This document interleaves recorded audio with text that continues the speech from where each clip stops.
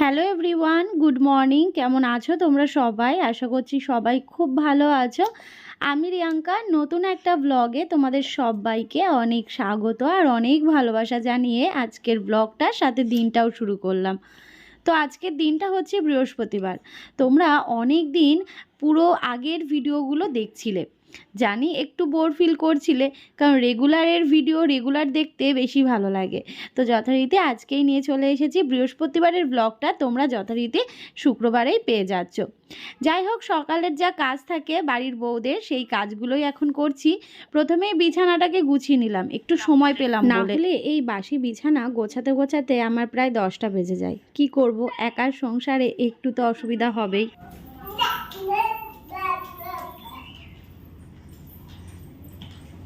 পাপা, তুমি কোথায় চলে এসেছো?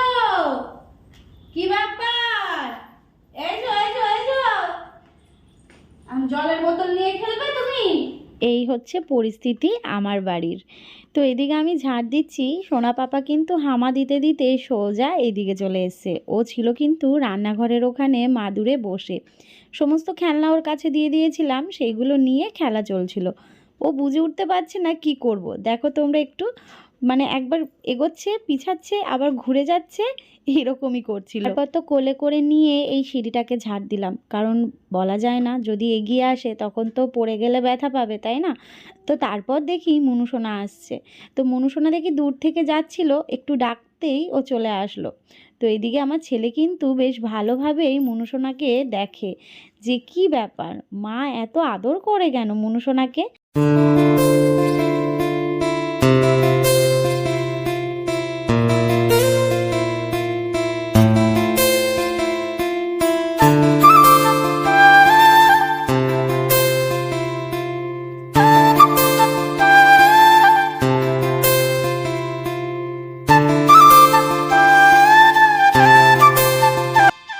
গতকালকে বাড়ির ওপর থেকে নিয়েছিলাম লাল শাক।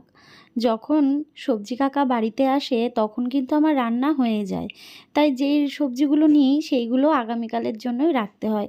কিন্তু গতকাল রাত্রিবেলায় এত শরীরটা খারাপ লাগছিল, এত ঠান্ডা লেগেছিল, আর তার সাথে গা হাত পা ব্যথা, পুরো জ্বরের সিমটম।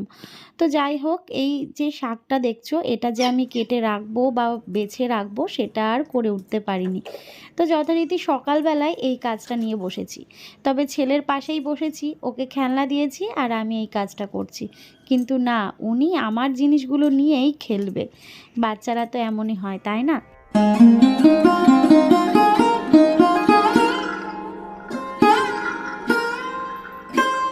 ঝুড়িতে বাসনগুলো উপর দেওয়া ছিল, সেইগুলোকেই এখন নিচে ঝুড়িতে রেখে দিচ্ছি। ভেবেছিলাম একটা ঝুড়ি পাওয়া যায় অনলাইনে, সেটা নেব, তাহলে জলটাও নিচে ঝরে যাবে। কিন্তু জানো তো, ওটা না আমার এই সিঙ্কের পাশে যতটুকু জায়গা আছে, এই জায়গাটাতে ওই ঝুড়িটা রাখা সম্ভব নয়। ওটা জলটা একদম লম্বা হয়ে মানে সামনের দিকটা দিয়ে বেরোবে। আমার যদি সাইডে একটা জল বেরোনোর জায়গা হতো তাহলে ওটা বেশ সুবিধা হতো, তবে এইটুকু জায়গায় ওই ঝুড়িটা অসম্ভব, তাই আর নেওয়া হয়নি। সকালবেলায় দুধটা চালানো হয়েছিল না, এদিকে আমি শাকটাকে ধুয়ে নিলাম, শাক করব, আর হচ্ছে সোয়াবিনটা বসিয়েছি সেদ্ধ। ছেলে নিচে ছিল, নিচের থেকে আমি এই যে ওয়াকারে দিয়ে দিতে বাধ্য হলাম। তার কারণ হচ্ছে, মানে কতবার আমি জাস্ট ওকে রেখে এদিক পেছন ঘুরে আসছি, তারপর তাকিয়ে দেখি আবার চলে আসছে হামা দিতে দিতে। কতবার এরকম করছি, ওই জন্য ভাবলাম তাহলে ওয়াকারে বসিয়ে দিই। আর ইয়ের মধ্যে রয়েছে তো, পাটির ওপরে রয়েছে, অতটা স্লিপই যাবে না। টাইলসের ওপর থাকলে মানে একটু নড়লেই চাকা ঘুরে যায়, তো ওই জন্য ওখানে বসিয়ে রেখেছি। ওই নিয়ে ব্যস্ত থাকুক, আমি একটু চটজলদি রান্নাটা সেরে নিই। মানে এত শরীর খারাপ লাগছে, আমার কিছু রান্না করতে ইচ্ছে করছে না। খিদে রয়েছে পেটে, কিন্তু আমার ইচ্ছে করছে না, মনে হচ্ছে কেউ যদি করে দিত। ছেলের জন্য সকালের খাবার এদিকে রেডি করে নিয়েছি, একটু ঠান্ডা হোক। আর এদিকে দুটো জিনিস নিয়েছি, তোমাদের দেখিয়ে দিই। এই যে এই কোটোটা কিনলাম, আর সাথে হচ্ছে এই চালনিটা কিনলাম। এই যে ছেলের জন্য সেই চাল রোদে দিতে হয়, তো ওটা একটু মানে ইয়ে হয়ে গেছে, ফুটো হয়ে গেছে, ওই জন্য। আর এইদিকে ভাত হয়ে গেছে, শাক ভাজাও হয়ে গেছে, আর এখানে করছি হচ্ছে আলু আর সয়াবিন ভাজা করছি। মশলাটা এখনো করা হয়নি, মশলাটা করবো। ছাদে আসলাম, গতকালকের কিছু জামা কাপড় আছে সেইগুলোকে এখন ছাদে রোদে মেলে দেবো। সকাল থেকে সময় পাইনি যে ছেলেকে নিচে রেখে উপরে আসব। যখনই একটু এদিক হচ্ছি ছেলে কিন্তু পেছন পেছন হামা দিতে দিতে চলে আসছে।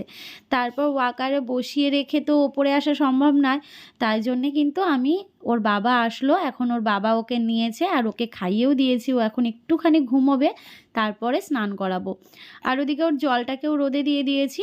আর এই যে জামা কাপড়গুলো দেখছো এইগুলোকেই কিন্তু এখন ওপরে মেলে দিচ্ছি।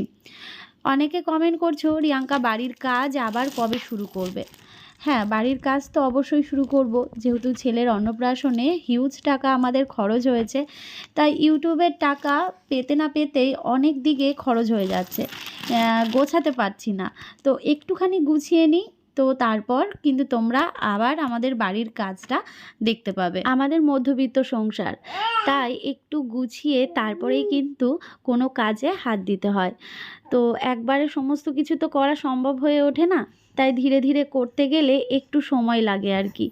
তাই জন্যে তোমরা অনেকে আছো, অনেক দিদিভাইরা আছো, অনেকে বলো আমার সুবিধার্থে যে রিয়াঙ্কা একটু তুমি এটা কেনো ওটা কেনো এটা করো। আমারও ভালো লাগে, ইচ্ছেও করে, কিন্তু ওই যে অবস্থা বুঝে তো ব্যবস্থা করতে হয়। বাড়ির লোন, গাড়ির ইএমআই সমস্ত কিছুই রয়েছে, একটু বুঝেই চলতে হয়। তার মধ্যে ছেলে রয়েছে, ওর ওষুধ, ওর দুধ, এই সমস্ত কিছুই। তাই জন্যেই একটু সময় দাও, সমস্ত কিছুই তোমরা আস্তে আস্তে আবার দেখতে পাবে।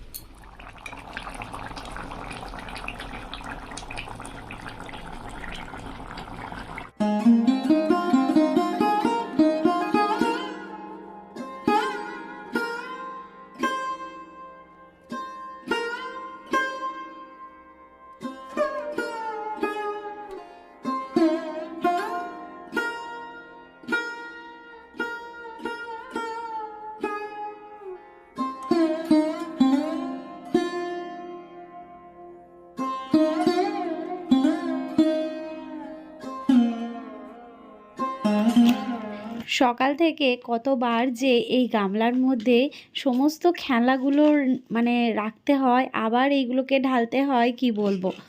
আগে সবার মুখে শুনতাম যে এইগুলো করতে হয়, এইগুলো একটা কাজের মধ্যে অ্যাড হয়ে যায়।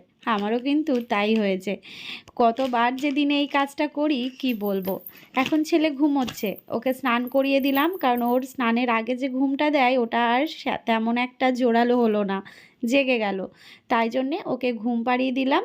আর এখন আমি রাজ্যের যা কাজ থাকে সংসারে সেইগুলোই নিয়ে এখন সারবো। রান্নাবান্না সমস্তটাই তো কমপ্লিট, সিঙ্কে কিন্তু অনেকগুলো বাসন রয়েছে। রান্নার পর যা হয় আর কি, রান্নাঘরটা দেখার মতন থাকে না, তাই কোটোকাটিগুলো এখন জায়গা মতো রেখে দিচ্ছি, সাথে সিঙ্কটাকেও পরিষ্কার করে ফেলবো, মানে বাসনগুলো মেজে।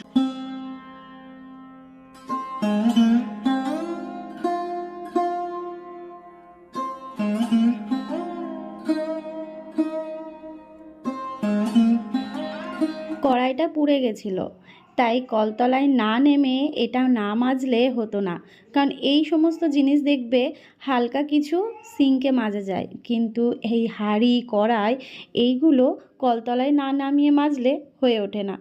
তোমাদের সাথে এই ভিডিওগুলো হয়তো শেয়ার করে উঠতে পারি না, কারণ একটা বাচ্চাকে সামলে সমস্ত কিছু পাই টু পাই ভিডিও ক্যাপচার করা সত্যি কথাই হয়ে ওঠে না। যাকে রান্নাঘরটা পরিষ্কার করার পর কেমন লাগছে অবশ্যই কিন্তু কমেন্ট করে জানিও। সমস্ত কিছু চারিদিকে একদম ক্লিন। আজকে এই ছোট্ট ব্লগটাই দেখো, আগামীকাল নতুন ব্লগ নিয়ে আসছি। ভালো থেকো, কেমন? শুভরাত্রি।